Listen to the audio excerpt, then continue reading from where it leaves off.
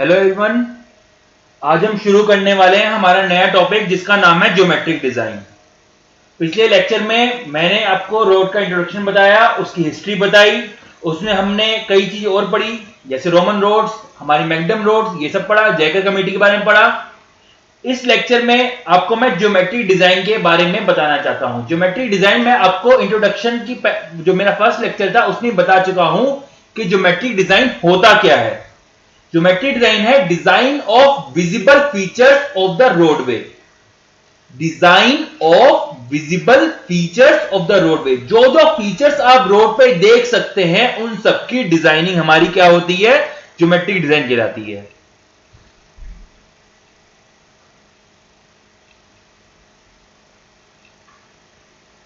मैं इसकी डेफिनेशन लिख देता हूं, आप नोट कर लीजिएगा। डिजाइन ऑफ विजिबल फीचर्स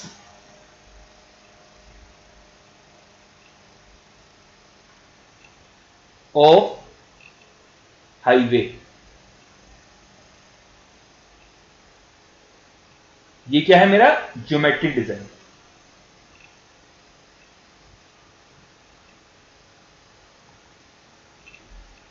इसमें जो हम पढ़ने वाले हैं फर्स्ट टॉपिक, उसमें है हमारा क्रॉस सेक्शनल एलिमेंट्स। क्या है? Cross sectional elements. नेक्स्ट है हमारा साइड डिस्टेंस। उसके बाद है हमारा हॉरिजॉन्टल अलाइनमेंट। देन नेक्स्ट हमारा आता है वर्टिकल अलाइनमेंट। चलिए देखिए ये सब चीजें क्या क्या हैं, आइए देखते हैं। सबसे पहले हमारा आता है क्रॉस सेक्शनल एलिमेंट्स। सर ये क्रॉस सेक्शनल एलिमेंट्स होता क्या है, चलिए देख लेते हैं। मान लीजिए ये मेरी कोई रोड है, मैं कोई ऐसा चाकू लाया और मैंने इसको ऐसे काट दिया।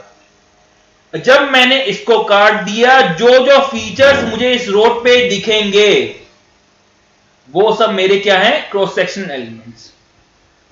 यहां पे आप खड़े हुए हैं और यहां से आप देख रहे हैं, जो जो फीचर्स आपको दिखेंगे वो आपके क्रॉस सेक्शनल एलिमेंट, जैसे कि रोड की विड्थ, ये भी तो आपका क्रॉस सेक्शनल एलिमेंट्स है। और दूसरा एग्जांपल आपका कैम्बर। अब सर ये कैम्बर क्या होता है? कैम्बर में आपको फर्स्ट लेक्चर में बता चुका हूं।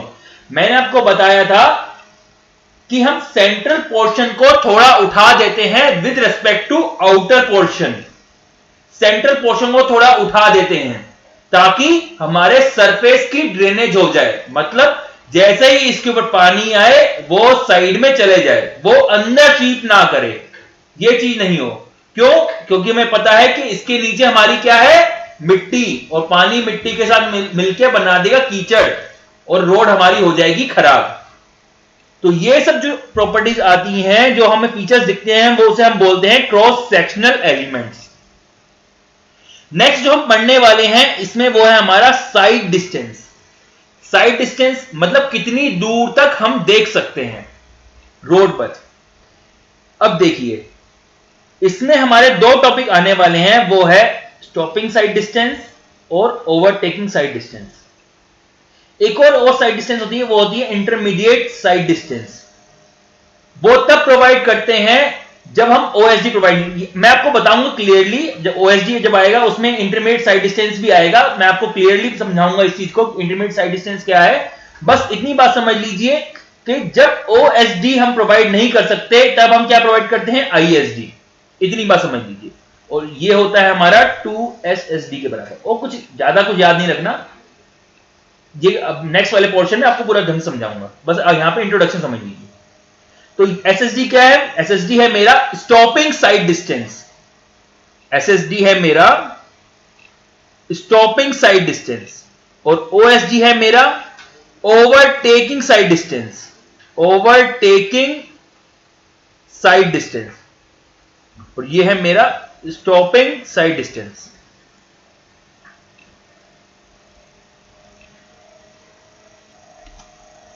अब सर ये स्टॉपिंग साइड डिस्टेंस क्या होता है? इधर देखिए, मान लीजिए आप कोई व्हीकल चला रहे हैं, क्या ब्रेक मारने के बाद तुरंत आपकी गाड़ी रुक जाती है क्या? नहीं, ब्रेक लगाने के बाद भी कुछ डिस्टेंस आपकी व्हीकल जो होगा, जो आपका व्हीकल होगा वो कुछ ना कुछ आगे डिस्टेंस मूव करेगा। तो मुझे दूर से ही दिख जाना चाहिए कि सामने ऑब्स्टेकल है। मतलब जब मेरी गाड़ी यहां पर हो और ऑब्स्टेकल मेरा यहां पर हो, तो मुझे इतनी दूर से ही दिख जाना चाहिए कि ऑब्स्टेकल यहां पर है, ताकि मैं यहीं पर अपनी ब्रेक लगा दूं और यहां पहुंचते पहुंचते मेरी गाड़ी रुक जाए। क्योंकि मुझे पता है कि मोमेंटम की वजह से जब मैं ब्रेक लगाऊंगा तुरंत मेरी गाड़ी नहीं रुकेगी, वो कुछ ना कुछ डिस्टेंस आगे चली जाएगी। अगर मैं यहीं पर आके ब्रेक लगाऊंगा, इस पोजीशन पर आके ब्रेक लगाऊंगा और ऑब्स्टेकल मेरा ये है, तो 100% है कि मेरा एक्सीडेंट हो जाएगा, मेरी गाड़ी का नुकसान भी हो जाएगा और क्या पता मेरी लाइफ को भी थ्रेट हो सकता है। इसलिए कुछ दूर तक हमें दिख जाना चाहिए पहले से ही कि सामने ऑब्स्टेकल है, तो पहले से ही मैं ब्रेक लगा दूं ताकि उस पोजीशन तक पहुंचते पहुंचते मेरी गाड़ी रुक जाए। तो ये क्या होती है, मेरी स्टॉपिंग साइड डिस्टेंस। इसके बाद है हमारा ओवरटेकिंग साइड डिस्टेंस। अब ओवरटेकिंग साइड डिस्टेंस क्या होता है? अब देखिए, जब हम ओवरटेक करते हैं गाड़ी, मान लीजिए ये कोई मेरी 2 लेन 2 वे रोड है। मैंने क्या बोला? 2 लेन 2 वे रोड है। 2 लेन 2 वे रोड क्या होता है कि ये 2 लेन है और 2 वे का मतलब है इधर से भी ट्रैफिक आ रहा है और इधर से भी ट्रैफिक आ रहा है। तो मान लीजिए ये कोई मेरा व्हीकल है, इसको ओवरटेक करना है इस व्हीकल को। तो क्या ये वाला जब इस लेन में चल रहा है, क्या ये तुरंत इस लेन में आके ओवरटेक करना शुरू कर देगा क्या?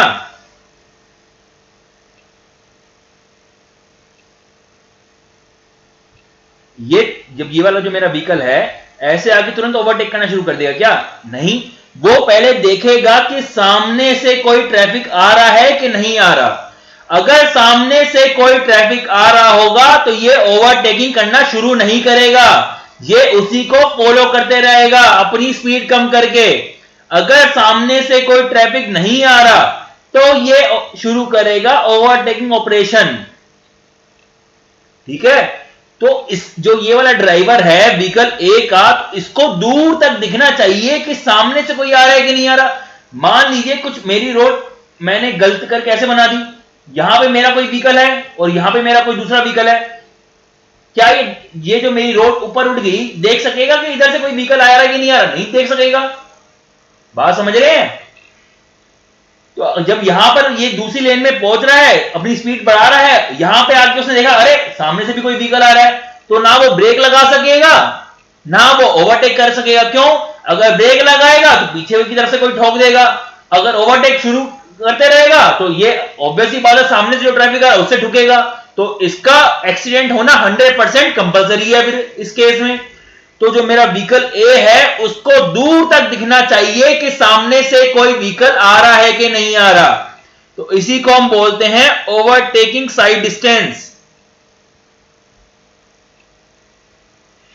आपको मैंने साइड डिस्टेंस अब समझा दिया है, stopping side distance, overtaking side distance.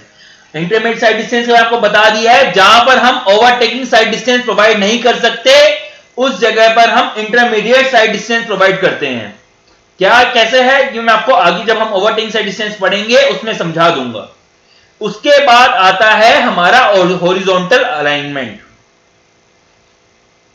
मान लीजिए ये कोई मेरा एक पॉइंट ए है और यहां पर मेरा कोई बी पॉइंट है और बीच में यहां पे कोई भी मेरा ऑब्स्ट्रक्शन है। तो यहां से मेरे को यहां पर रोड बनानी है, तो मेरे पास दो ऑप्शन है, यहां से रोड लेके आऊं, यहां टनलिंग करूं, उसके बाद यहां से फिर स्ट्रेट रोड बना दूं। ठीक है, ये ऑप्शन 1 आ गया मेरा टनलिंग का। नेक्स्ट ऑप्शन क्या है, यहां से यहां रोड लाऊं, यहां पर मैं एक कर्व डाल दूं हॉरिजॉन्टल कर, और यहां से फिर मेरा दोबारा स्ट्रेट रोड ले जाऊं। तो जिस तरह से ये मेरा ऑप्शन 2 हो गया हॉरिजॉन्टल कर्व। क्या टनलिंग करना इतना आसान है क्या? कोई बच्चों वाली बात छोड़ना है, पैसा लगता है भैया टनलिंग करने में, बहुत महंगे इक्विपमेंट्स यूज होते हैं।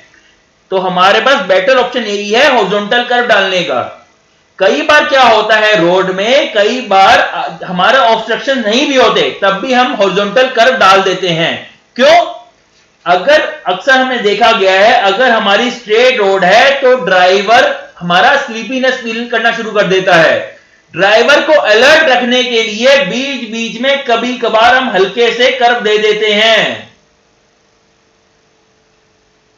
और कई बार ऐसा भी हो सकता है कि रोड वहां अगर स्ट्रेट लेके जाऊं तो वो ऐसी जगह से पास कर जाए जहां उसका यूज ही ना हो, तो उस रोड का फायदा क्या जब उस रोड को यूज ही नहीं कर पा रहे हम। जब उस रोड को हम यूज ही नहीं कर पा रहे तो उस रोड का फायदा क्या। इसलिए हम कर्व डालते हैं और ऐसी जगह से निकाल के ले जाते हैं जहां उसका यूज हो, उस रोड का मैक्सिमम लोग यूज करें।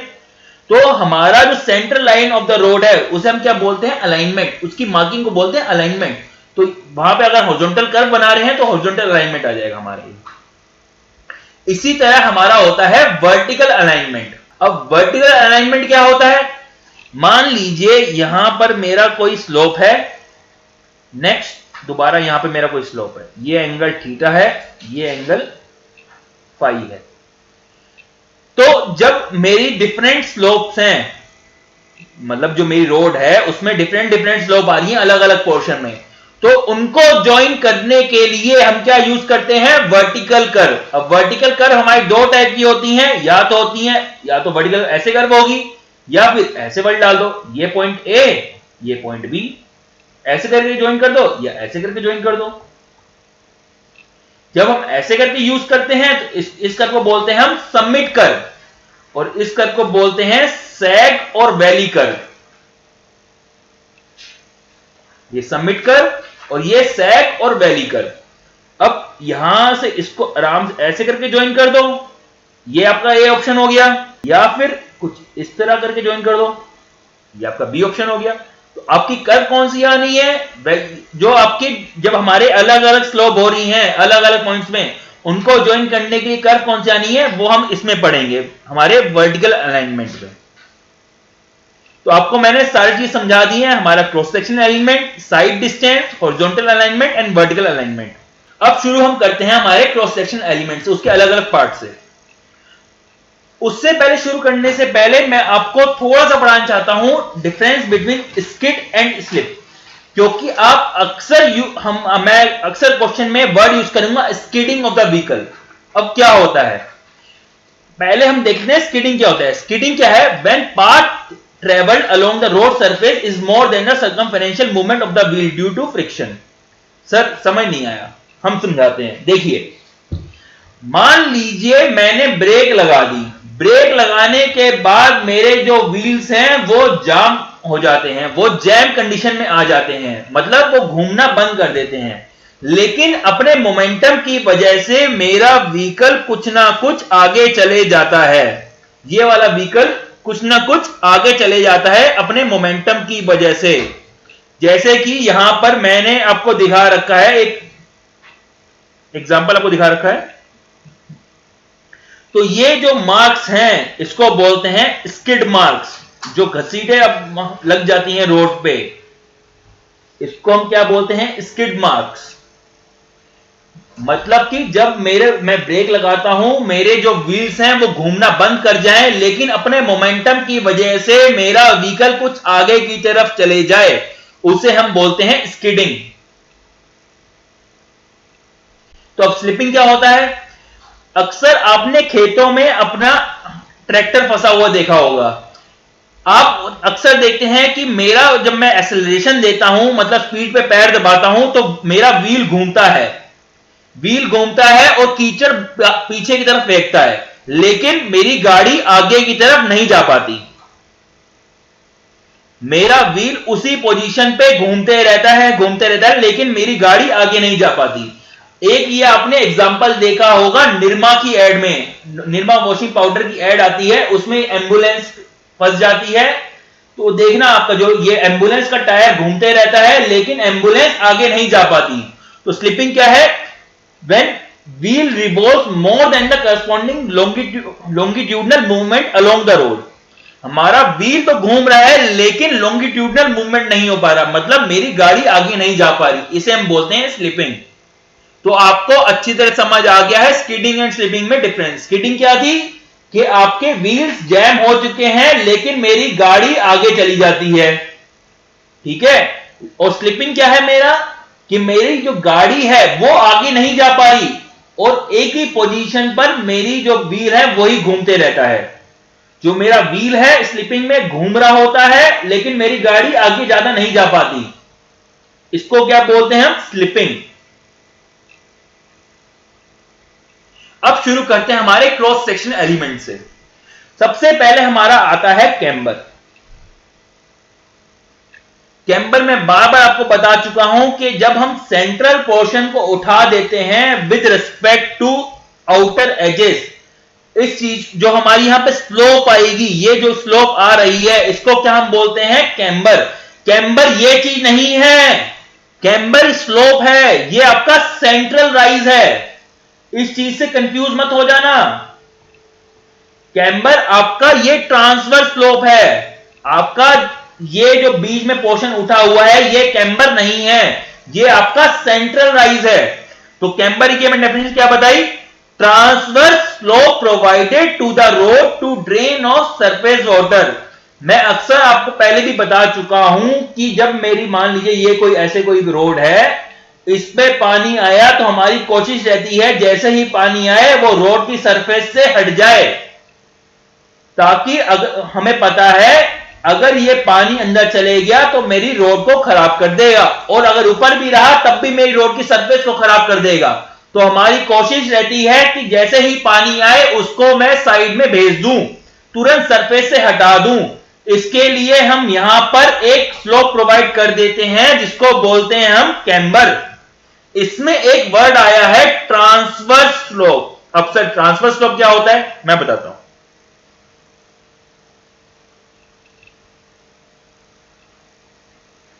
अब देखिए पहले आपको बताता हूं लॉन्गिट्यूडनल एंड ट्रांसवर्स स्लोप के बीच में डिफरेंस क्या होता है। मान लीजिए मेरा एक पॉइंट ये है, एक पॉइंट ये है, तो रोड मेरी कुछ ऐसे जा रही है, तो ये जो एंगल हुआ इसको हम बोलते हैं लॉन्गिट्यूडनल स्लोप, ठीक है। रोड ही ऐसे जा रही है, आप साइड से देख रहे हैं। अब ये जो रोड जा रही है इसको आपने काट दिया ऐसे, जब काट दिया उसको आपने, जब रोड कट गई तो आपने इसको देखना शुरू किया, रोड कट के आपको इस तरह दिखेगी। आप यहां खड़े हो गए, आप देख रहे हैं, तो आपको रोड कुछ इस तरह दिखेगी, हमारा बीच का पोर्शन क्या होगा, कुछ ना कुछ उठा होगा। तो ये जो एंगल है इसको हम बोलते हैं ट्रांसवर्स स्लोप। इसको क्या बोलते हैं, ट्रांसवर्स स्लोप। इसको और भी हम क्या बोलते हैं, कैम्बर। तो कैम्बर, इसमें हमारा मेरे को पता है कि कैम्बर होते हैं हमारे दो टाइप के, जनरली दो टाइप के होते हैं, लेकिन अगर दोनों कॉम्बिनेशन जो कर दूं तो मेरा क्या बन जाता है, तीसरा टाइप का कैम्बर। तो पहला कैम्बर क्या है मेरा, स्ट्रेट लाइन कैम्बर, दूसरा है पैराबोलिक कैम्बर, और इन दोनों कॉम्बिनेशन करके क्या बन जाता है, कंबाइंड कैम्बर। अब देखिए स्ट्रेट लाइन कैम्बर क्या है और पैराबोलिक कैम्बर क्या है। ये जो, जब मेरी स्ट्रेट लाइन यूज कर रहा हूं और यहां पे मेरा जो सेंट्रल पोर्शन जो उठ जा रहा है with respect to outer portion, ये मेरा हो गया मेरा straight line camber, straight line camber. उसी तरह कैम्बर प्रोवाइड करने का एक और तरीका है मेरे पास कि मैं जेंटली कुछ पैराबोला तरीके से यहां पर सेंट्रल पोर्शन को उठा दूं। तो ये मेरा क्या है, सेंट्रल पोर्शन है, सेंट्रल राइज, और इस कैम्बर को हम क्या बोलते हैं, पैराबोलिक कैम्बर।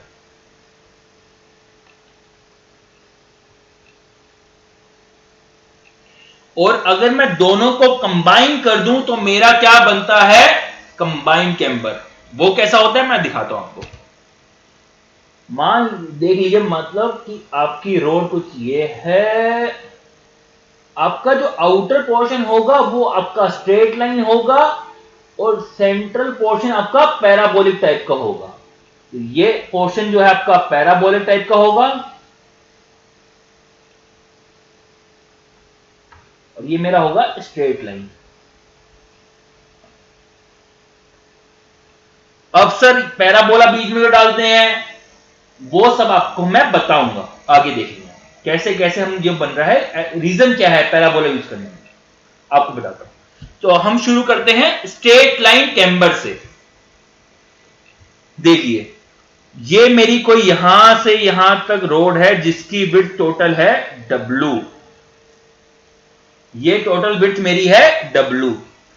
तो ये मेरी हो गए आउटर एजेस, ये मेरे क्या हो गए आउटर एजेस, और ये मेरा क्या हो गया सेंट्रल राइज, क्या हो गया सेंट्रल राइज। देखिए हमारा जो कैम्बर है उसको जनरली हम रिप्रेजेंट करते हैं 1/n की फॉर्म में। ये जो आपका एंगल है थीटा है, इसको एक और तरीका होता है 1/n की तरह रिप्रेजेंट करने का। ये चीज मैं आपको समझा चुका हूं जब हम पढ़ रहे थे कि 1/36 का क्रॉस स्लोप हम प्रोवाइड करते हैं। आपको मैंने रोड में आपको याद आ रहा होगा, मैंने आपको ये चीज पढ़ाई है। ये मैंने कौन सी रोड में बताया था, आपको मैंने बताया था मैकडम रोड में। आपको याद आ रहा था कि हम 1/36 का क्रॉस स्लोप प्रोवाइड कर देंगे। उसमें मैंने आपको समझाया था कि 1/36 का मतलब क्या होता है। मतलब है कि 36 मीटर हॉरिजॉन्टल जाने पे हमारा 1 मीटर का राइज आ रहा है। ठीक है, तो आपको ये दोनों पता है, तो ये एंगल नहीं निकाल सकते क्या, tan थीटा लगाएंगे तो आपको ये एंगल मिल जाएगा। तो हम जो कैम्बर है इसी तरह रिप्रेजेंट करते हैं, ये जो एंगल है इसी तरह 1/n की तरह रिप्रेजेंट करते हैं। या आप थीटा बोल दिया 1/n%, 1/n लिख दीजिए, कुछ भी होता है हमारा। तो हमारा ये क्या है स्ट्रेट लाइन कैम्बर। अब हमें निकालनी है इसकी इक्वेशन स्ट्रेट लाइन कैम्बर की, कि हमें अगर कई बार क्वेश्चन ऐसा आया था, सिंपल बिल्कुल सिंपल सा क्वेश्चन पूछते हैं कि मान लीजिए रोड की विड्थ जो है मेरी 7 मीटर है, तो और मेरा कैम्बर जो है 2% है, तो मेरा सेंट्रल राइज कितना हो जाएगा। इतना सिंपल क्वेश्चन है, एक लाइन का क्वेश्चन है, लेकिन बच्चों से होता नहीं है। क्यों? क्योंकि उन्हें पता ही नहीं होता कैम्बर है क्या।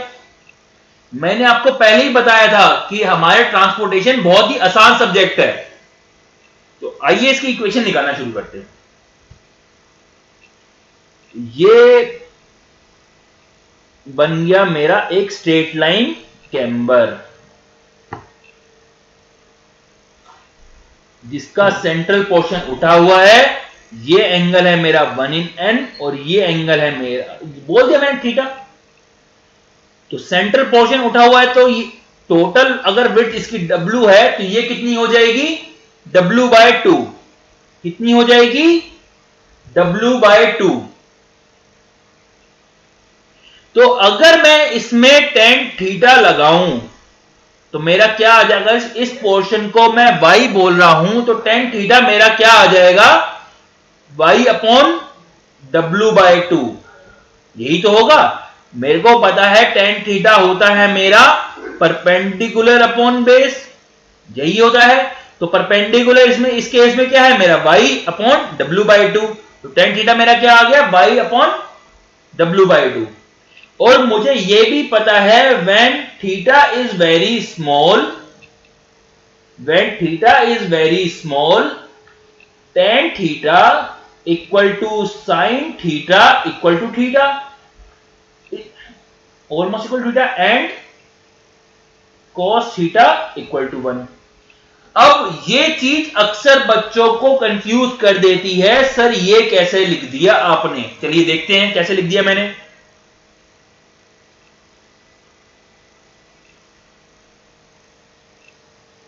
इस ट्रायंगल को इससे कंफ्यूज मत होना, ये मैं ये चीज समझाने के लिए आपको बता रहा हूं। देखिए ये एंगल मेरा है थीटा,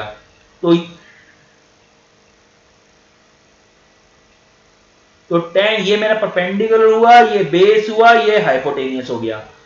तो tan थीटा मेरा क्या हो जाएगा परपेंडिकुलर अपॉन बेस, ठीक है। और sin थीटा मेरा क्या हो जाएगा परपेंडिकुलर अपॉन हाइपोटेनियस। अब मैंने लिखा है थीटा इज वेरी स्मॉल, जब थीटा बहुत ही ज्यादा स्मॉल है, आपका आपका थीटा बहुत ही ज्यादा स्मॉल है, ठीक है, कुछ ये होगा तो आपका ये देख लिया हाइपोटेनियस क्या होगा, बेस के ऑलमोस्ट इक्वल हो जाएगा। When theta is very small, when theta tends to 0, hypotenuse equal to base, ठीक है ना। अरे ये उठ रहा है तभी तो, अरे इस पे छाया अपने ईडी में पड़ा होगा, इसकी जो शेडो आएगी वो ये आएगी। अगर कुछ भी समझ नहीं आ रहा तो बस इतना समझ लीजिए, जब थीटा मेरा बहुत छोटा है, हाइपोटेनियस मेरा बेस के इक्वल हो जाएगा। अब मेरा हाइपोटेनियस बेस के इक्वल हो गया तो यहां पर भी मैं बेस लिख सकता हूं, एच की जगह लिख सकता हूं। तो परपेंडिकुलर अपॉन बेस, बेस मेरा क्या होता है tan थीटा। तो बात आ गई sin theta equal to tan theta.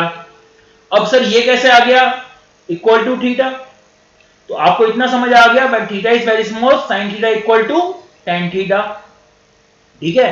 अब ये कैसे आ गया, आप tan थीटा की जगह 0.01 डिग्री लिख करके देख लीजिए, आपके एग्जैक्टली यही आंसर आएगा, थीटा बिल्कुल ये आएगा आंसर। नहीं हो रहा तो 10.02 डिग्री करके देख लीजिए, यही आएगा, थीटा के बराबर ही आएगा आंसर आपका, देखना। अगर cos थीटा 1 कैसे आ गया, cos थीटा मेरा क्या होता है base upon hypotenuse, when theta is very small b is equal to h, ये कैंसिल होकर मेरा 1 बन जाएगा। तो ये चीज आपको समझ आ गई होगी मेरे ख्याल से, ठीक है। तो हमारा, मैंने आपको क्या कहा, when theta is very small tan theta equal to theta, ठीक है। तो tan थीटा मेरा कितना था उस केस में, ये मेरी कोई रोड थी, ये मेरी रोड थी, ये मेरा y था, ये मेरा w/2 था, ये मेरा थीटा था। तो tan थीटा मेरा क्या था y अपॉन w/2। तो जब theta is very small, theta tends to 0, तो थीटा यहां पे ऐसे लिख सकता हूं मैं, ठीक है, ये चीज हो जाएगी। तो मैंने आपको क्या कहा है, हम कैम्बर को जनरली रिप्रेजेंट करते हैं 1/n से, इसको 1/n लिख सकता हूं मैं, तो 1/n equal to y upon w/2 हो गया। तो यहां से मेरा y कितना आ जाएगा w/2n।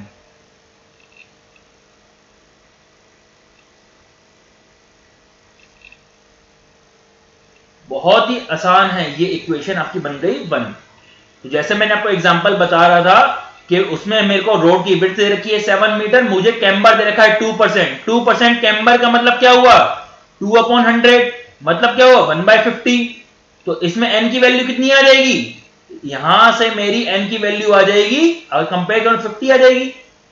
अरे यही तो एंगल है 1/n, तो 1/n इसे हो गया 1/50, ठीक है। n कितना हो जाएगा 50, बस यहां पुट कर दिया, आपका सेंट्रलाइज आ जाएगा। इतना आसान क्वेश्चन आते हैं आपके। नेक्स्ट मेरा आता है पैराबोलिक कैम्बर। पैराबोलिक कैम्बर देखिए, जो आपका कैम्बर होता है वो बहुत ही कम होता है जनरली रोड का, हम ज्यादा प्रोवाइड नहीं करते, और ये बहुत ही जेंटल होता है। एकदम से ऐसा नहीं होता एकदम से उठा दें, यहां से एकदम से रोड उठा दें, ऐसा नहीं होता, बहुत ही जेंटल होता है, आराम आराम से जाता है ऊपर, आराम से ही दोबारा नीचे आ जाता है, ठीक है। तो ये आपका हो गया पैराबोलिक कैम्बर।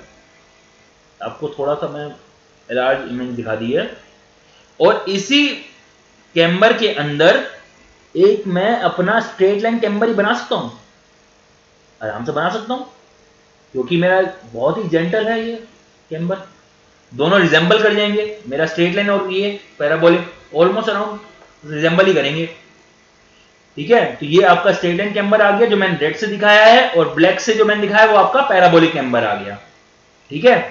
अब देखिए, मुझे पता है कि मेरी इक्वेशन ऑफ पैराबोला क्या होती है, वो होती है x² इक्वल टू a/। देखिए, अगर मेरा पैराबोला को इस तरह का है तो इसमें मेरी इक्वेशन कौन सी होती है, x² इक्वल टू a/। मैंने जो मेरी ये है, मैंने इसको जो मेरी कोऑर्डिनेट्स हैं, एक x एक्सिस ले ली, एक y डैश ले ली, ताकि आप इस y से कंफ्यूज ना हो जाए। तो x² इक्वल टू a/। और अगर मेरा पैराबोला कुछ इस तरह का है तो यहां क्या होती है y डैश का स्क्वायर इक्वल टू ax, यही होती है। तो यहां पर पैराबोला मेरा ये इस तरह का है, तो ये वाली इक्वेशन यूज करेंगे, x square equal to A by dash.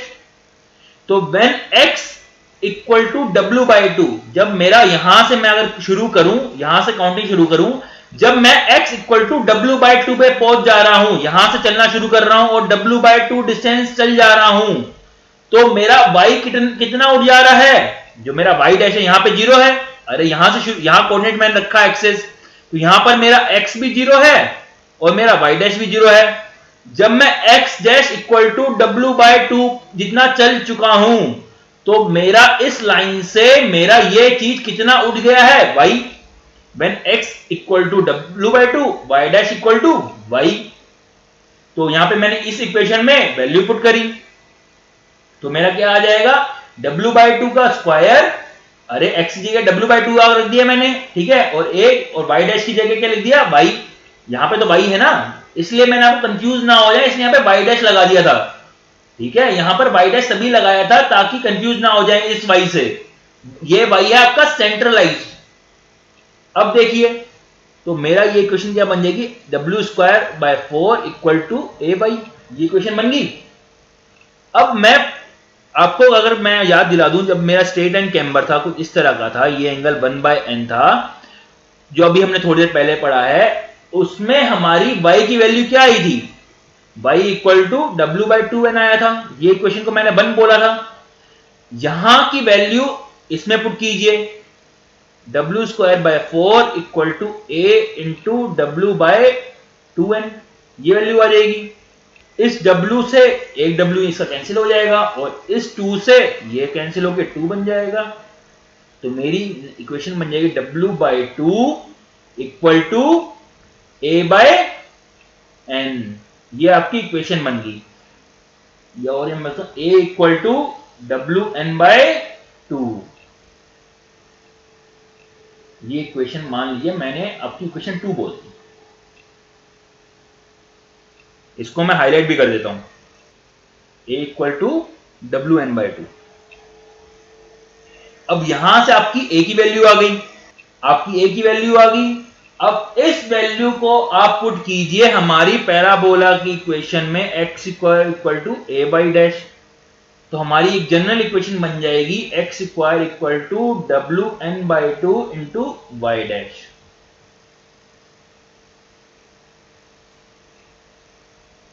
तो यहां से एक आपकी इक्वेशन आ गई। मतलब कि आपको अगर कुछ भी दे रखा है, कि क्वेश्चन में दे रखा है कि हमारे मान लीजिए क्वेश्चन में दे रखा है कि हमारी रोड की विड्थ है हमारी 7 मीटर, कैम्बर हमारा है 2%। अब इसमें क्वेश्चन पूछ लेते हैं, what would be the rise of the road at x equal to 3 metre. अब उन्होंने बिल्कुल सेंटर पे नहीं पूछा, ठीक है, उन्होंने अगर सेंटर पे होता तो x इक्वल टू 3.5 मीटर होता, मतलब w बाई टू पे पूछते। उन्होंने पूछ लिया हमारा 3 मीटर पे, बस। अब ये इक्वेशन यूज कीजिए, हमारी इक्वेशन क्या थी, W N by two Y dash, ठीक है। इस इक्वेशन को यूज कीजिए, x आपको पता है, w पता है, n पता है, सिंपल वाई डैश निकाल सकते हैं, वाई डैश आराम से निकाल सकते हैं, क्यों नहीं निकाल सकते। वाई डैश आपका क्या है, आपका राइज है, सेंट्रलाइज नहीं है वाई डैश, ठीक है। ये जनरली आपका कुछ भी कहीं इस पोर्शन पे, इस पोर्शन पे, इस पोर्शन पे कुछ भी जो आपका राइज है वो आपका वाई डैश है, ठीक है।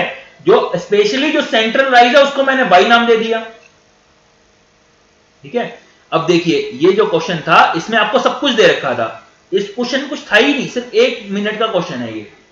इसके बाद हमारा आती है एक कैम्बर टेबल। उससे पहले मैं आपको दोबारा वो जो हमारी 2 इक्वेशन है, मैं आपको जनरली लिखवा देता हूं, आप अलग से लिख लीजिए ताकि कंफ्यूज ना हो आप। तो हमारी क्या आ गई, 4 straight line, camber, y equal to W by 2n, 4 parabolic, camber, y dash equal to X square by W N.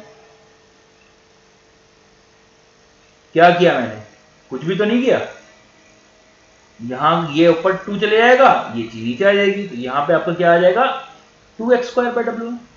ये चीज तो आएगी, तो ये आपकी इक्वेशन बन गई।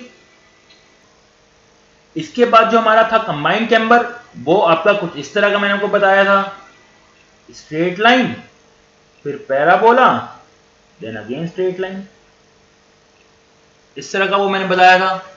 यही तो मैंने आपको दिखाया था पहले। इसके बीच में ये पैराबोलिक है, ये आपकी स्ट्रेट लाइन है, ये आपकी स्ट्रेट लाइन है, ये बीच का आपका पैराबोलिक है। अब बीच में पैराबोलिक है, मैं आपको अभी 1 मिनट और रुक जाइए, आपको बताता हूं। उससे पहले हमारा आता है कैम्बर टेबल। तो देखिए, जो हमारा कैम्बर है वो डिपेंड करता है कि हमारी रोड किस टाइप की है, रोड का मटेरियल कौन सा यूज कर रहे हैं, और हमारी वहां पर रेनफॉल कितनी हो रही है। अरे भैया, कैम्बर क्यों प्रोवाइड कर रहे थे? ताकि हमारा पानी जल्दी से जल्दी ड्रेन ऑफ हो जाए हमारे सरफेस से। तो ये डिपेंड करेगा कि हम कैम्बर कितना प्रोवाइड करें, ये डिपेंड करेगा कि वहां पर रेनफॉल कितनी हो रही है। अगर वहां पर लाइट रेनफॉल है, मतलब हल्की वो रेनफॉल हो रही है, बरसात हो रही है, तो वहां पे हम कम ही कैम्बर प्रोवाइड करेंगे, मतलब कि हमारा ये वाला एंगल कम हो जाएगा। ठीक है, अगर ज्यादा वहां पे रेनफॉल हो रही है तो हमारा एंगल ज्यादा हो जाएगा, ताकि जल्दी हमारा पानी यहां से निकल जाए। ठीक है, और ये इस बात पे भी डिपेंड करेगा कि हमारा मटेरियल कौन सा यूज कर रहे हैं। अब देखिए, अगर हमारी अर्थन रोड है, ठीक है, तो जैसे ही पानी गिरेगा हमारी कोशिश रहेगी तुरंत एकदम से मिनट से पहले ही उस पानी को हम नीचे गिरा दें, साइड में ले जाएं। ठीक है, और इसलिए वहां पर हमारा कैम्बर सबसे ज्यादा प्रोवाइड करते हैं हम अर्थन रोड में। वहीं अगर आप देखें हमारे सीमेंट कंक्रीट रोड में और हाई टाइट बिटुमिनस रोड में, वहां पर हमारा कैम्बर कम है बहुत, हमारे earthen road almost around half है, जहां 2% या 4%। ठीक है, तो हमारी जो हाई टाइट बिटुमिन रोड है, हमें पता है अगर इस पे पानी गिर भी रहा है तो इसकी इतनी कैपेसिटी है कि ये पानी थोड़ी देर तक बियर कर सकता है, इसकी सरफेस खराब नहीं होगी, और ना ही इस पानी को इतनी जल्दी ये आसानी से स्वीप नहीं होने देगा इसके अंदर। ठीक है, तो अगर इस पे हम कम भी कैम्बर रखें तब भी हमारा काम चल जाएगा।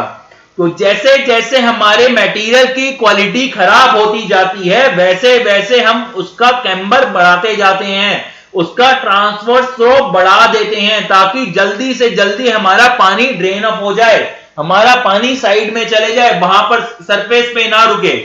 तो मैंने यहां लिखा भी है, camber depends upon type of pavement and rainfall. वहां पर रेनफॉल कितनी हो रही है, कम हो रही है कि ज्यादा हो रही है, और वहां पर हमारा मटेरियल किस टाइप का है, इस पे भी डिपेंड कर रहा है। अब आ जाते हैं हमारे कुछ इंपॉर्टेंट पॉइंट्स ऑफ कैम्बर। इसमें लिखा है, for cement concrete pavement straight line camber is preferred. ठीक है, नेक्स्ट पॉइंट क्या है, parabolic camber is preferred for by fast moving vehicle by for frequent overtaking. यही रीजन है, जब हमारा जो मैं आपको बता रहा था कंबाइंड कैम्बर वाला, उसमें जो हम पैराबोलिक पोर्शन हम जो बीच में रख रहे थे, वो इसलिए रख रहे थे क्योंकि हमारा जो बीच का पोर्शन है वो ऑलमोस्ट फ्लैट हो जाता है। तो ये बहुत ही अच्छी बात है। पैराबोलिक कैम्बर जो है, हमारे फास्ट मूविंग व्हीकल उनको वो डिजायर करते हैं कि रोड पे पैराबोलिक कैम्बर हो, क्योंकि हमें पता है कि उनको फ्रीक्वेंट ओवरटेकिंग करनी होगी। ठीक है, तो सेंट्रल पोर्शन जो हमारा होता है पैराबोलिक कैम्बर का, वो फ्लैट होता है। तो ये हमारा जो डिजायरेबल है पैराबोलिक कैम्बर है by fast moving vehicle. Next एक पॉइंट आता है, gradient is approximately twice of camber. Gradient is approximately twice of camber.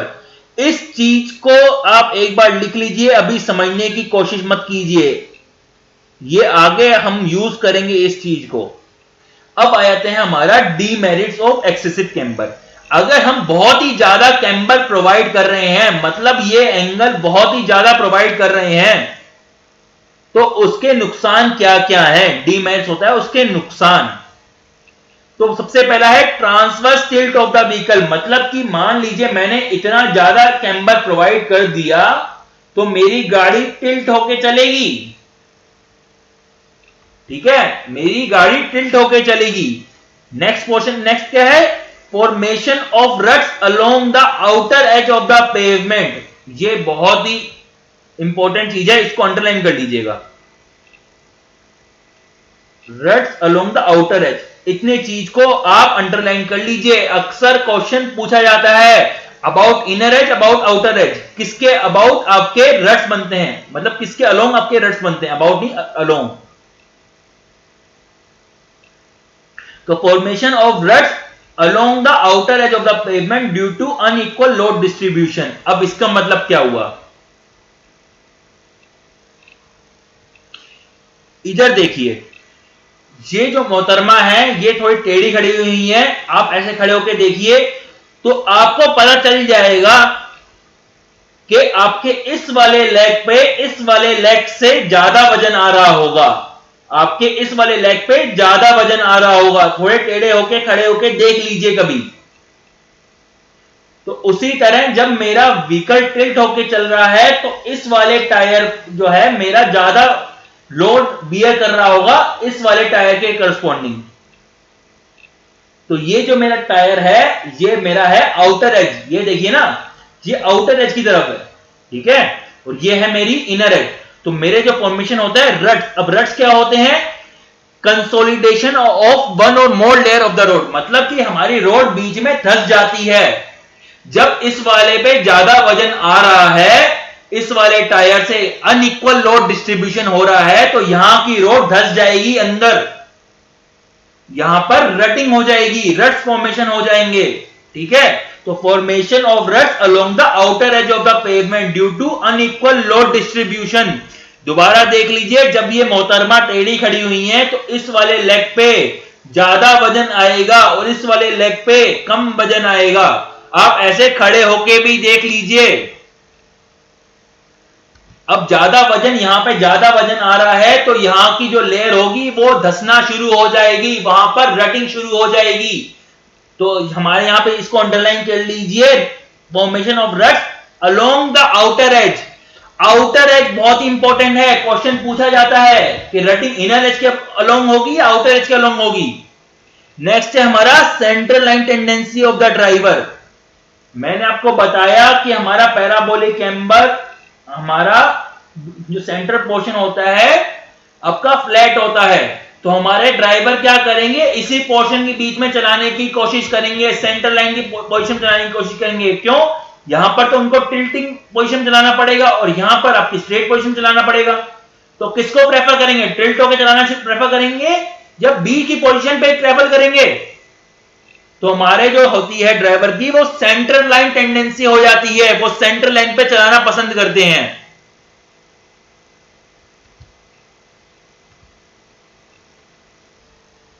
Camber के बाद हमें नेक्स्ट पढ़ना है हमारा विड्थ ऑफ पेवमेंट और कैरेज वे।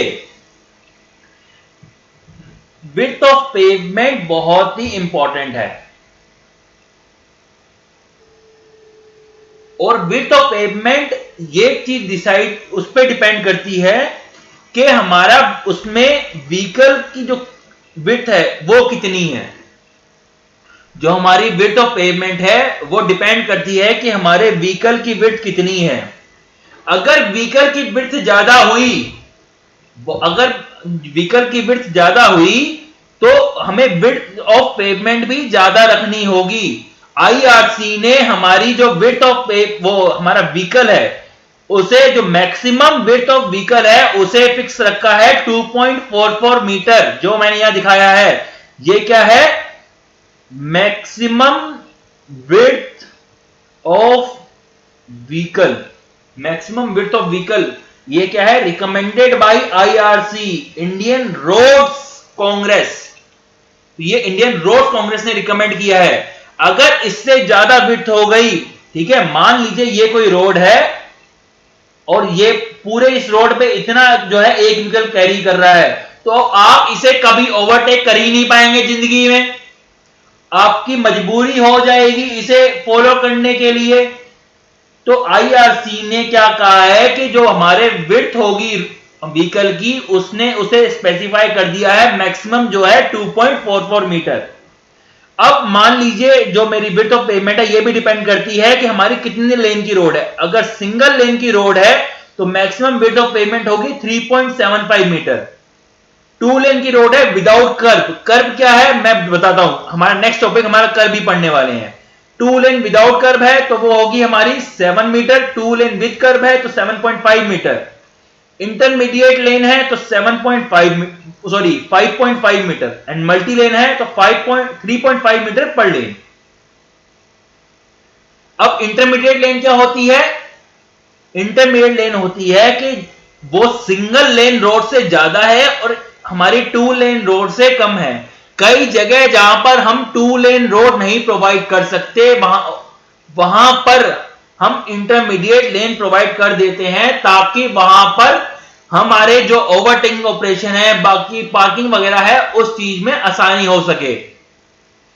अगर सिंगल लेन रोड है तो इस पे एक ही व्हीकल मूव करते रहेगा, आपका ओवरटेकिंग ऑपरेशन नहीं हो सकता। तो बीच बीच में इसकी विड्थ जो होगी वो हम बढ़ा देंगे, जिसे हम बोलते हैं इंटरमीडिएट लेन, जैसे बोलते हैं हम।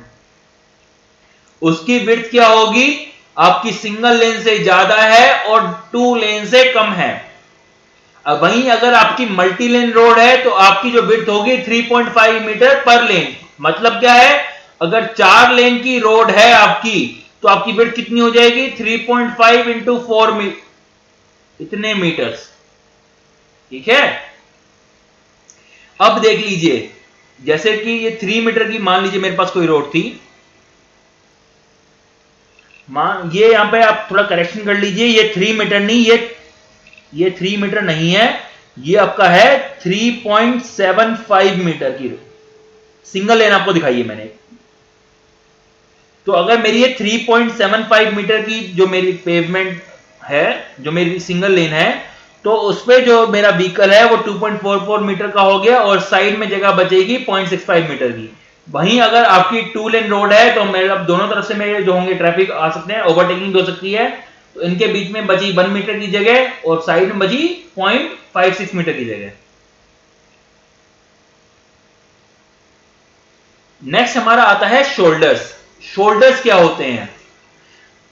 अक्सर आपने देखा होगा कि मतलब कि अगर मेरी ये कोई रोड है जिसे बोलते हैं जनरली हम black top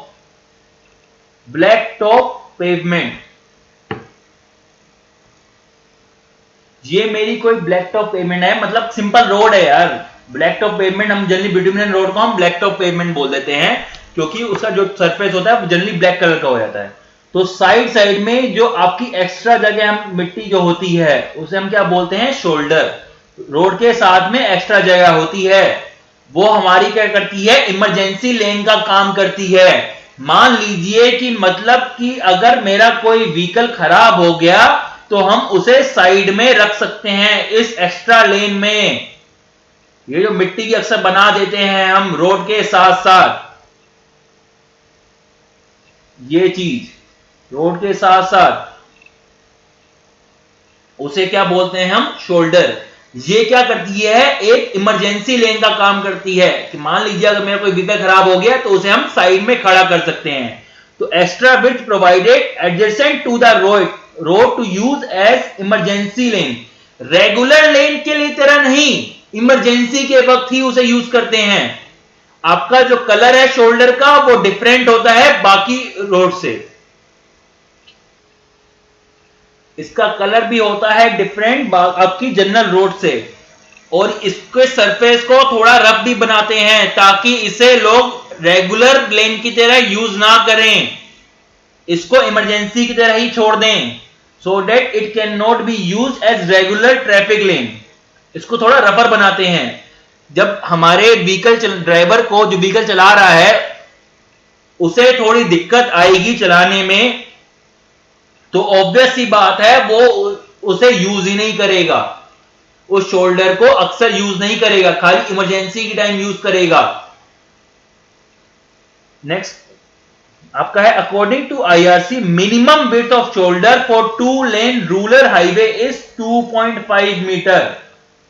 shoulder and curve demarcates the road boundary and it provides lateral support to the pavement। हमारी जो एक्स्ट्रा हम यहाँ पे जगह छोड़ रहे हैं, ये एक लेटरल सपोर्ट भी हमारा प्रोवाइड कर रहे हैं पेवमेंट को। ठीक है, यहां से एक सपोर्ट प्रोवाइड कर रहे हैं, यहां से लोड आ रहा है, जैसे ही लोड आएगा अगर सपोर्ट यहां ना हुआ, इसका मटेरियल बिल्कुल साइड की तरफ गिर सकता है, अगर यहां पे हम शोल्डर वगैरह नहीं प्रोवाइड कर रहे तो ये एक लेटरल सपोर्ट भी प्रोवाइड करते हैं हमारी पेवमेंट को। इस चीज को आप अंडरलाइन कर लीजिए। मिनिमम विड्थ जो है हमारे शोल्डर की 2.5 मीटर है फॉर 2 लेन रोड, आईआरसी ने रिकमेंड किया है।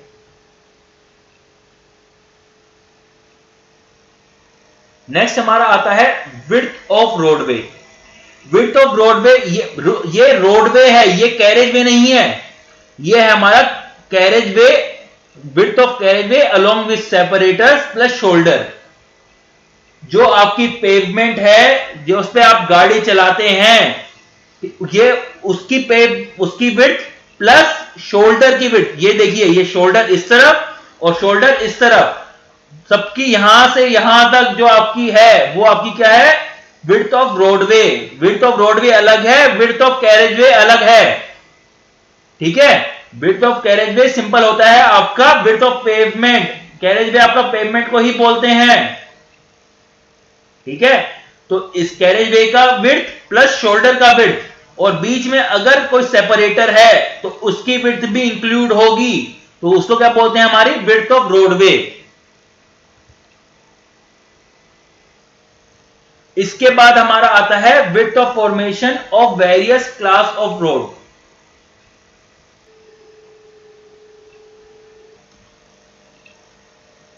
तो आपका यहां पे अलग अलग रोड है, यहां पे क्लासिफिकेशन है, और यहां पे टेरेन है कि हमारी प्लेन एंड रोलिंग है या माउंटेनियस एंड स्टीप है, ये कौन सी टेरेन है। अगर नेशनल हाईवे, स्टेट हाईवे है, तो यहां पर हमारी रोडवे की विड्थ 12 मीटर होनी चाहिए, और ये 6.25 से 8.8 मीटर। आप आगे देखिए, अगर मेजर डिस्ट्रिक्ट रोड है तो वहां पे 9 मीटर, देन 4.75 मीटर। अगर अदर डिस्ट्रिक्ट रोड्स हैं तो 75 मीटर से आपकी 9 मीटर है, उधर 4.75 मीटर। अगर विलेज रोड है तो ये 7.5 मीटर, इधर 4 मीटर। इस डायग्राम को आप बना लीजिए।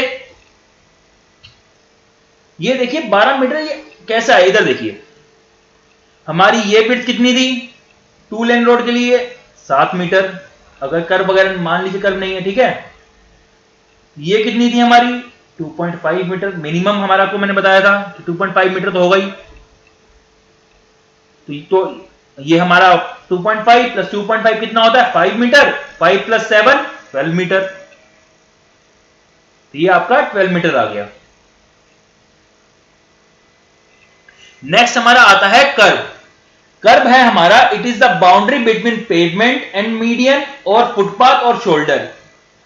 ये देखिए, यहां पर आपकी ये रोड है, इधर कोई मीडियन है, बीच में डिवाइडर है, ये जो पत्थर लगे होते हैं ये आपके कर्व हैं। ये आपका मैंने अलग से डायग्राम दिखा रखा है और यहां पे एरो बना के दिखा रखे हैं, ये आपकी कर्व हैं, इसको बोलते हैं कर्व। तो ये it is a partition between, आपकी रोड हो और या आपकी मीडियन हो या आपका फुटपाथ हो, उनके बीच की आपका जो पार्टीशन है उसको हम हमारा कर्व बोलते हैं। इसको बोल सकते हैं curve is the boundary between pavement, median और पेवमेंट, फुटपाथ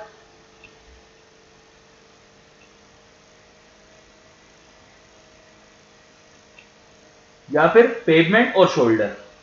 ठीक है, पेवमेंट के आपके साथ शोल्डर भी हो सकता है इकट्ठे, या फुटपाथ बना हो साथ में। तो साथ साथ जो इधर देखिए, यहां पे आपका ये जो पत्थर हैं आपने अक्सर देखे होंगे, इसे बोलते हैं हम कर्व। तो कर्व हमारी डिफरेंट टाइप की होती हैं। फर्स्ट है हमारी लोअर माउंटेबल टाइप कर्व, फिर semi barrier, then barrier type kerb, then submerge kerb. तो हमारी लोअर माउंटेबल जो कर्व होती हैं वो हम देते हैं जब हमारा लाइट पेडिस्ट्रियन ट्रैफिक हो। पेडिस्ट्रियन मतलब पैदल चलने वाले जो होते हैं, रोड के साथ साथ पैदल चलने वाले लोग अगर कम है तो वहां पर हम माउंटेबल टाइप हमारी कर्व दे सकते हैं। अगर वहां पे मीडियम पेडिस्ट्रियन ट्रैफिक है तो वहां पे हमें सेमी बैरियर टाइप कर्व देनी पड़ेगी। अगर वहां पे हैवी पेडिस्ट्रियन ट्रैफिक है तो वहां पर हमें बैरियर टाइप कर्व देनी पड़ेगी। नेक्स्ट हमारा आता है सबमर्ज कर्व, वो मैं आपको दिखाता हूं क्या होता है। देखिए लो, अब आया हमारा यहां पे थोड़ी डेफिनेशन है, आप लिख लीजिए। लोअर और mountable type kerb, this type of kerb are provided such that they encourage the traffic to remain in traffic lanes and also allow the driver to enter the shoulder area with little difficulty. थोड़ी सी difficulty हो और वो shoulder की तरफ जा सकता है। The height of this curve is about 10 centimeter above the pavement edge with the slope, which allows the vehicle to climb easily. आपको मैं इसका डायग्राम दिखाता हूं अभी। नेक्स्ट हमारा आता है सेमी बैरियर टाइप। ये इस टाइप का जो कर्व होती हैं, ये आपको जनरली आपको दूसरी लेन में जाने नहीं देंगी, लेकिन थोड़ी सी ज्यादा कोशिश करके आप दूसरी लेन में जा सकते हैं। When pedestrian traffic is high, ये हाई लिखा है इसके रेस्पेक्ट में, ठीक है। Is high, these curves are provided. The height is 15 centimeter above the pavement edge. This type of curve prevents the encroachment of parking vehicles. But in acute emergency, it is possible to drive over the curve with some difficulty. Next हमारा आता है barrier type curve. These are designed to discourage vehicle from leaving the pavement. मतलब कि vehicle एक लेन से दूसरी लेन में, जो अगर साथ में कुछ भी चल रहा है, अगर ये मेरी कोई रोड है और यहां पे बैरियर टाइप लगा दिया तो मेरा व्हीकल यहां से इधर ना जा सके, ठीक है। तो इसे हम क्या करते हैं, barrier type kerb. They are provided when considerable amount of pedestrian traffic, मतलब बहुत ही ज्यादा वहां पे पेडिस्ट्रियन ट्रैफिक हो, पैदल चलने वाले व्यक्ति बहुत ही ज्यादा हो। They are placed at a height of 20 centimetre above the pavement edge. Next हमारा आता है submerge kerb. These are used in rural roads. These curves are provided at the pavement edges between the pavement edge and the shoulder. ठीक है, मैंने आपको क्या बताया था, ये मेरी पेवमेंट है, साथ साथ मेरे शोल्डर चलेंगे, तो इनके बीच की जो बाउंड्री होगी वो मेरे यहां पे जो कर्व आएंगे उसे हम बोलेंगे सबमर्ज कर्व। ये रोड के जो होती है, ये रोड है, मिट्टी हमारी सरफेस है, इसके अंदर होंगे, ये सरफेस के बाहर नहीं होंगे। ये बाकी तीन टाइप के जो कर्व हैं ये रोड के ऊपर होंगे, लेकिन ये सबमर्ज वाला है रोड के नीचे होगा। They provide lateral confinement and stability to the pavement. मैंने आपको बताया ही है कि ये एक लेटरल सपोर्ट देते हैं। तो आप यहां देख लीजिए, ये मेरा माउंटेबल है, ठीक है, 10 सेंटीमीटर हाइट है। नेक्स्ट सेमी बैरियर टाइप, फिर बैरियर टाइप, फिर आगे मेरा सबमर्ज कर्व। आप इसका डायग्राम बना सकते हैं। उसके बाद आता है मेरा राइट ऑफ वे। ये बहुत ही इंपॉर्टेंट टॉपिक है। राइट ऑफ वे हमारा क्या होता है, right of way it is the width of land acquired for the road along it's alignment.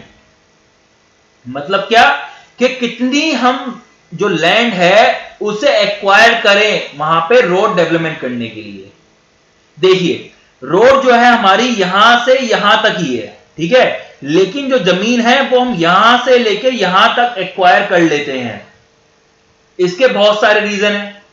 First reason, हमें पता है जैसे ही हमारी नेशनल हाईवे बनेगी उसके साथ ही जमीनों के रेट आसमान में पहुंच जाएंगे, तो हम साथ में थोड़ी बहुत जमीन एक्स्ट्रा दे देते हैं ताकि हमें फ्यूचर जब डेवलपमेंट करना हो तो दिक्कत ना आए। फर्स्ट रीजन ये हो गया। नेक्स्ट क्या है कि हम साथ साथ इसके थोड़ी जो बाकी फैसिलिटीज हैं वो भी हम बना सकते हैं। तो it is a width of land acquired for the road along it's alignment. Alignment मैंने आपको क्या बताया था, सेंट्रल लाइन जो आपकी जो होती है कहां से कैसे कैसे जाएगी, ठीक है। रोड अगर ऐसे ऐसे जाएगी तो आपकी विड्थ भी आप ऐसे ऐसे ही एक्वायर करेंगे, साथ साथ इसकी एक्वायर करेंगे आप, ठीक है। तो ये आपकी कैरेज वे, देन शोल्डर, साथ में आपके मार्जिन, रोड मार्जिन से बोलते हैं। ये आप डायग्राम देखिए, ये मेरी पेवमेंट होगी 7 मीटर की, यहां पर मेरे शोल्डर आ गए 2.5 मीटर, ये आ गया मेरा 2.5 मीटर। यहां से लेके यहां तक मैं आपको क्या था, आपको क्या बताया था, देखिए याद कीजिए, ये आपको मैंने बताया था हमारा होता है विड्थ ऑफ रोडवे। यहां से लेके यहां तक हमारा विड्थ ऑफ रोडवे, ठीक है। उसके बाद हमारी आती है रोड बाउंड्री। जनरली जो हमारी होती है 45 मीटर के आसपास, इसे बोलते हैं राइट ऑफ वे, जिसे हम बोल रहे हैं। जो हम एक्स्ट्रा लैंड एक्वायर कर रहे हैं हमारी जहां जहां से रोड जाएगी, ठीक है, इस बाउंड्री के बीच की हम हमारी जो है लैंड एक्वायर करते हैं, इसे हम क्या बोलते हैं, राइट ऑफ वे। ठीक है, नेक्स्ट हमारी आती है building line, then control line. अब बिल्डिंग लाइन क्या है और कंट्रोल लाइन क्या है, मैं डिक्टेट करा देता हूं, आप लिख लीजिए। बिल्डिंग लाइन हमारी जनरली क्या होती है, हमारी बिल्डिंग लाइन और रोड बाउंड्री के बीच में आप कोई भी कंस्ट्रक्शन नहीं कर सकते हैं। आप कुछ भी जो आपका परमानेंट कंस्ट्रक्शन है वो नहीं कर सकते हैं। ठीक है, आपकी बिल्डिंग लाइन और रोड बाउंड्री के बीच में आपका नो कंस्ट्रक्शन नहीं होगा। और बिल्डिंग लाइन से कंट्रोल, अरे ये कोई लाइन मारी नहीं गई है, हम इसकी यहां से सेंट्रल लाइन से जनरली मान के चलते हैं इतनी दूर तक हम कंस्ट्रक्शन नहीं कर सकते हैं, यहां से लेके यहां तक। ठीक है, रोड जो बिल्डिंग लाइन है उसके बीच आप कंस्ट्रक्शन नहीं कर सकते हैं, जो एरिया ये बचा, ठीक है, यहां पे आप कंस्ट्रक्शन नहीं कर सकते हैं। लेकिन कंट्रोल लाइन और बिल्डिंग लाइन के बीच की जो जगह है वहां पर आप टेम्परेरी कंस्ट्रक्शन कर सकते हैं। टेम्परेरी कंस्ट्रक्शन करते हैं with the prior consentment of the government, government से परमिशन लेके आप वहां पर टेम्परेरी कंस्ट्रक्शन कर सकते हैं। वहां पर आप, यहां पर भी आप परमानेंट कंस्ट्रक्शन नहीं कर सकते, सिर्फ टेम्परेरी कंस्ट्रक्शन कर सकते हैं। And land between road boundary and control line can be use for agriculture purpose. ये जो इतना पोर्शन है आपका, ये आप एग्रीकल्चर के लिए यूज कर सकते हैं।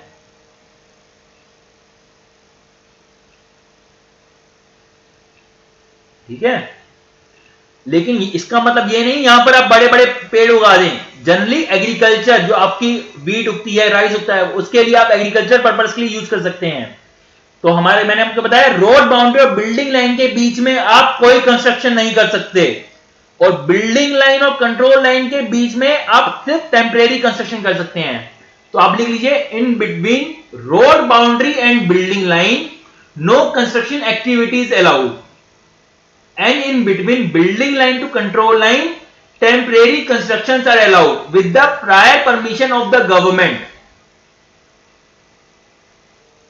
तो हमारा ये लेक्चर आज यहीं खत्म करते हैं। नेक्स्ट लेक्चर में हम आपको स्टॉपिंग साइड डिस्टेंस पढ़ेंगे। तो आपको स्टॉपिंग साइड डिस्टेंस थोड़ा बहुत तो आपको मैंने आपको हिंट दे ही दिया है। नेक्स्ट लेक्चर में स्टॉपिंग साइड डिस्टेंस देखते हैं।